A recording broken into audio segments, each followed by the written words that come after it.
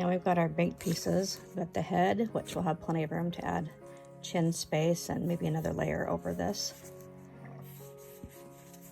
And then we've got the torso core.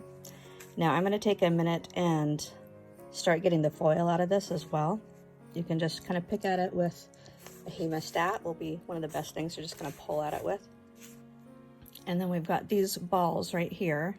They kind of needed air holes or something, I think, because both of them kind of have a bulge on them, but that will just be the side that goes down here. And I don't think these will be the balls I use for that necessarily. I just need something to make the space in the torso as we sculpt that. So that's what we'll be working on today. I hope that you are enjoying your time here. Be sure to start posting pictures and comments. I will get a forum set up in the community area so we can just all comment there, and plus I can kind of keep you apprised of what I'm doing each day and what's coming up type of thing. That's what I was thinking. And if you have any suggestions, I'm open to hear it. Always want to learn to do things better and better.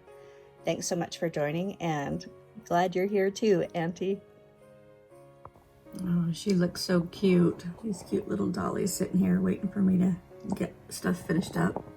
This pretty one right here. Anyway, some of these are for sale. This one is, and I'm thinking I'll be selling the BJD doll too that I've got, that is this beautiful lady right here. So if you're interested in her, I still need to make her a proper wig, so you can tell me what color you'd like.